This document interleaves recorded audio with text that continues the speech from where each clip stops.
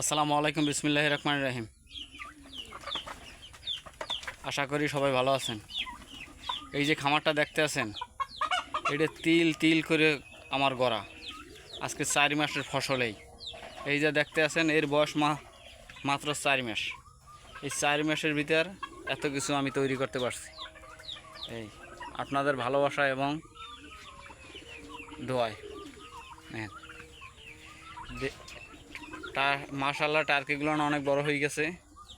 আর এগুলো হয়েছে দেশি মুরগির বাচ্চা। এটি চীনা হাঁস, এখানে আরও আছে। হ্যাঁ,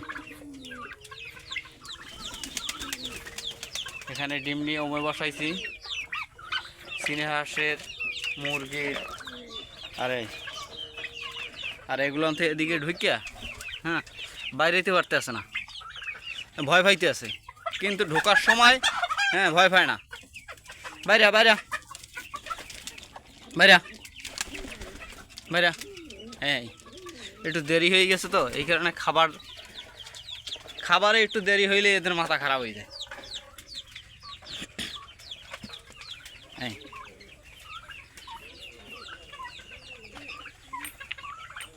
আয় আয় আয় আয় আয় আয় আয় আয় আয় আয় আয় আয় আয় আয় আয় আয় আয় আয় আয়। এখানে ফার্মি মুরগি আছে, দেশি মুরগি আছে, গলাশিলা মুরগি আছে, টার্কি মুরগি আছে। আর এগুলো হচ্ছে বাচ্চা। হ্যাঁ, দেশি মুরগির বাচ্চা। এই মাশাআল্লাহ টার্কিগুলো ভালোই বড় হয়েছে। এই আর সারাটা দিন মারামারি করবে, সারাটা দিন টার্কিগুলো না। এই আর যেমন টার্কি এমন ফার্মি মুরগি কেউ ছাড় দেয় না। কিন্তু দেশি মুরগি ফেলে একটা লাভ আছে ছাড়িয়া, ওই যে ওই সকালবেলা দেখেন চলে গেছে, ঠিক আছে, খাওয়ার জন্য।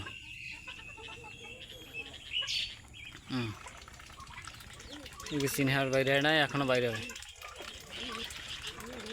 আর এই দেশি মুরগি এখন 2টাই ডিম পাড়তে আছে।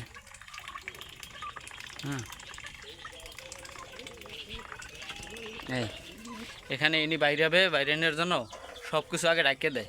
চীনা হাঁসের একটা গুণ আছে, আপনি ও গার পশম দিয়া বাসা তৈরি করে, এবং বাইরে আনার আগে বাসা থেকে খাবার যখন খাইতে যায় তখন বাইরে আনার আগে ও সব কিছু ঢাকিয়ে দেবে, ডিম সব ঢাকিয়ে তারপর বাইরে হবে।